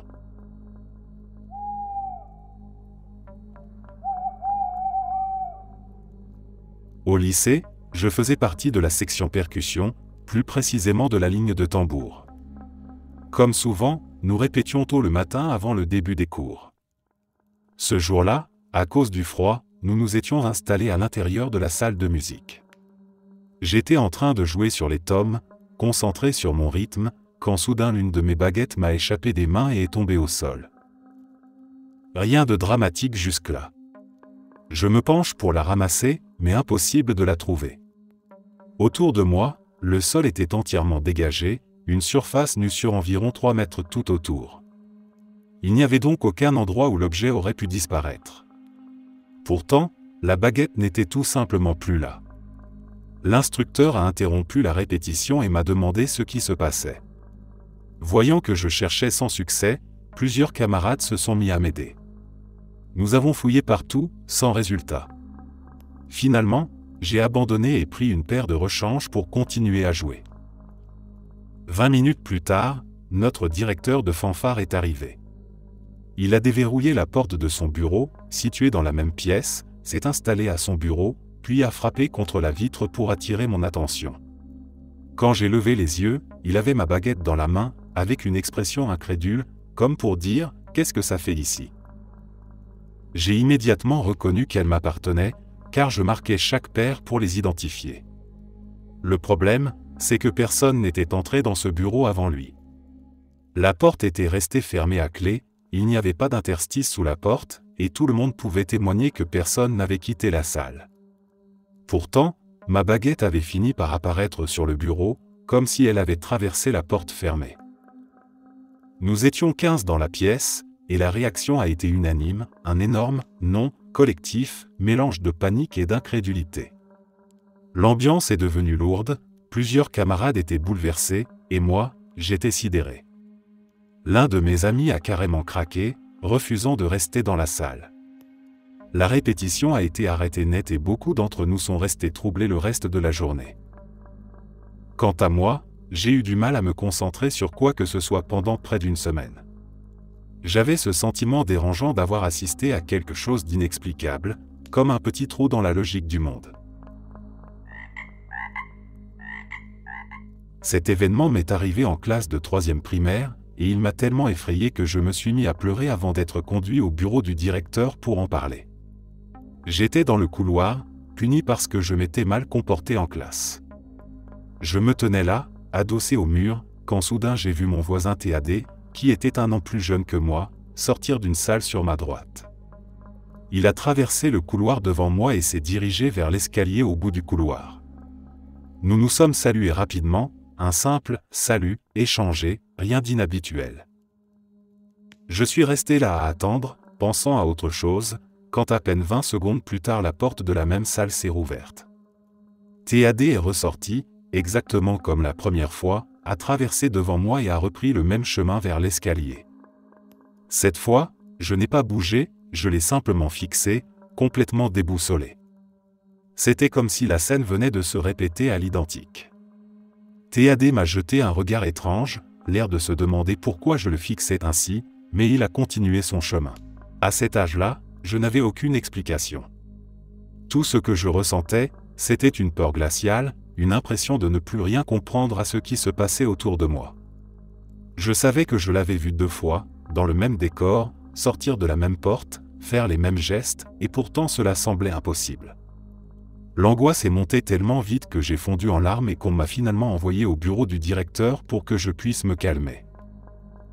Avec le recul, je me rends compte à quel point cette expérience ressemblait à une scène du film Matrix, ce moment de déjà-vu où une anomalie révèle que quelque chose ne tourne pas rond dans la réalité.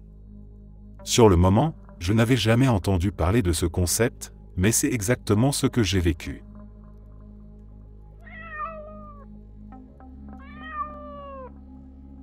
Il m'est arrivé 2 expériences étranges que j'ai toujours considérées comme des sortes de « bugs de la réalité ». La première s'est produite quand j'étais encore en résidence universitaire. Une nuit, j'étais allongé dans mon lit, à côté de la fenêtre, et je regardais la neige tomber doucement dans le silence. Mon colocataire faisait la même chose de son côté, et nous parlions tous les deux de la beauté de ce moment. Puis, sans aucune transition, j'ai cligné des yeux et brusquement il faisait jour. Je me suis redressé, totalement perdu. La chambre était vide, mon colocataire avait disparu, et je n'entendais plus aucun bruit autour de moi. Pris de panique, j'ai cru un instant que tout le monde avait disparu. J'ai fini par trouver mon colocataire un peu plus tard et je lui ai demandé ce qui s'était passé. Il m'a regardé comme si j'étais fou. Quand je lui ai demandé où était passée la nuit, il m'a répondu calmement, on était tous les deux en train de regarder la neige tomber. Tu t'es juste tu pendant un moment, et quand je t'ai parlé tu ne m'as pas répondu. Tu avais les yeux ouverts et tu clignais de temps en temps, mais comme tu ne réagissais plus, j'ai pensé que tu t'étais endormi les yeux ouverts. Pour lui, Rien d'inhabituel ne s'était passé. Mais pour moi, c'était comme si le temps avait sauté d'un coup, comme si la nuit entière avait disparu dans un battement de paupières. La seconde expérience s'est produite un matin. Je me suis réveillé et j'ai regardé mon iPod pour voir l'heure. Il était exactement 5 heures. Comme je ne commençais pas le travail avant 7 heures, j'ai décidé de me rendormir un peu. Avant de refermer les yeux, j'ai vérifié une seconde fois l'heure pour être sûr de ne pas me tromper, 5 heures, sans aucun doute. Je me suis donc allongé et je me suis rendormi tranquillement. Lorsque je me suis réveillé à nouveau, j'ai immédiatement vérifié l'heure, pensant qu'il serait proche de 7 heures. Mais cette fois, mon iPod affichait 4h30. Pris d'un doute, j'ai regardé mon autre réveil posé à côté du lit, et il indiquait lui aussi 4h30. Je n'avais donc pas seulement gagné du temps de sommeil, j'avais réellement reculé dans le temps d'une demi-heure.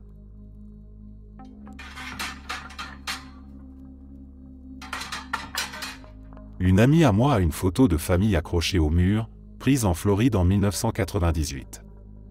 C'est une vieille photo classique, ses parents et elle posent devant un paysage ensoleillé, rien d'inhabituel à première vue. Mais il y a environ 4 ans, nous étions tous réunis chez elle pour une soirée. L'ambiance était légère, on riait, on parlait fort, jusqu'au moment où l'une des filles présentes s'est mise à pleurer sans prévenir. Elle tremblait et n'arrivait pas à expliquer ce qui se passait. Quand elle a enfin réussi à reprendre son souffle, elle a désigné la photo accrochée au mur. Dans l'arrière-plan, derrière la famille de mon ami, on pouvait voir un autre groupe de personnes en train de passer. Et ce groupe, c'était elle avec sa propre famille.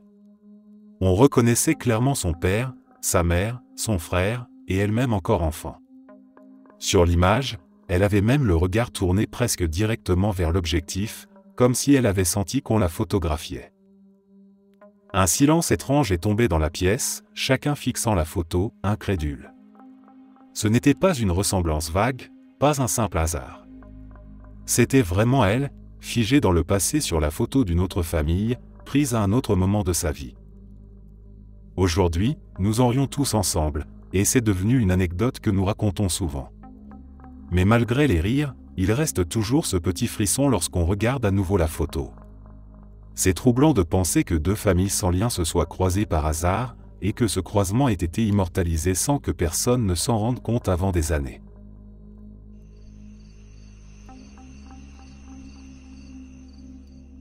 Il y a environ 15 ans, j'ai appelé un ami chez lui.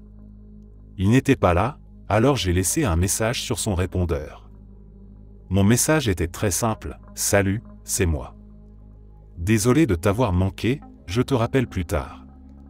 À plus. » Puis j'ai raccroché et quitté la maison. Je n'ai passé aucun autre coup de fil après ça.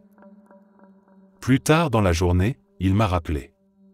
La première chose qu'il m'a dite c'est « Eh bien, c'était un sacré message que tu as laissé. » C'était qui, la fille à qui tu parlais? J'ai cru qu'il plaisantait. Je lui ai répondu que je ne parlais à personne, que j'avais juste laissé un message rapide. Mais il insistait. Alors il m'a expliqué que, sur son répondeur, mon message ne s'était pas arrêté après mon « à plus ». Intrigué, je suis allé chez lui pour écouter. Et effectivement, après ma phrase, il y avait une courte pause, puis le message reprenait, sauf que je n'avais jamais prononcé ce qui suivait. Pendant 30 ou 40 secondes, on entendait ma voix, indiscutablement la mienne, en train de discuter avec une femme. Ce n'était pas seulement la voix qui me ressemblait, mais aussi les intonations, les expressions, les petites habitudes verbales qui me caractérisaient. Je ne connaissais pas cette femme, sa voix ne me disait rien, et pourtant la conversation était claire et parfaitement cohérente. Dans cet échange, ma voix expliquait que je voulais aller skier mais que je devais d'abord descendre à mon atelier pour travailler sur une voiture. Ces détails correspondaient exactement à ma vie, à mon travail, à ce que je faisais régulièrement. Et puis, soudain, la conversation s'arrêtait, comme si quelqu'un avait coupé net l'enregistrement.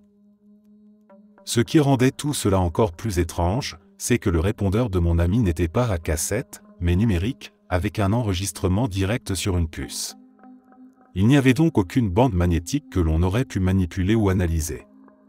De plus, ni lui ni moi n'avions de ligne partagée, donc aucune chance qu'il s'agisse d'une interférence avec un autre appel. Nous avons écouté ce message plusieurs fois, tous les deux, et à chaque fois le malaise grandissait. J'entendais ma propre voix tenir une conversation que je n'avais jamais eue, avec une inconnue qui semblait, elle, très réelle. C'était comme une version parallèle de moi, prise sur le fait, enregistrée par hasard.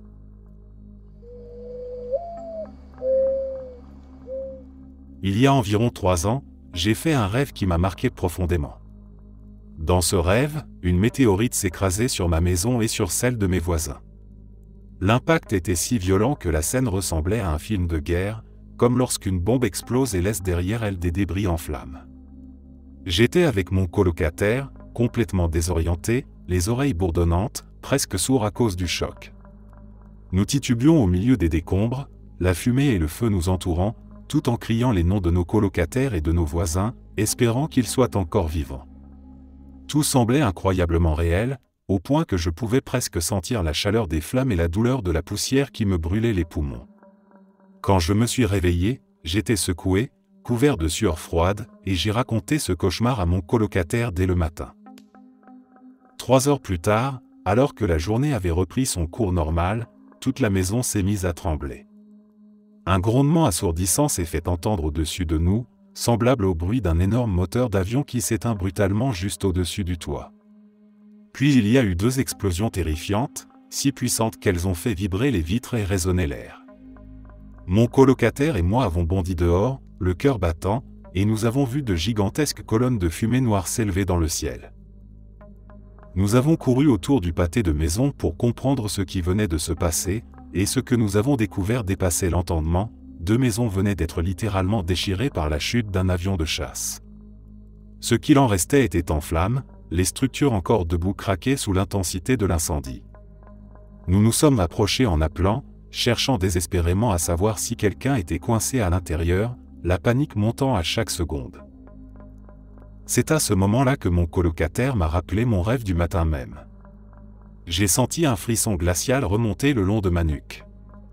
Tout ce que j'avais vu en cauchemar ressemblait à ce que j'avais sous les yeux, sauf que cette fois-ci, c'était bien réel. J'aime dire qu'il ne s'agissait que d'une coïncidence, parce que je n'ai jamais vraiment cru à l'idée de rêves prémonitoires ou de phénomènes inexplicables.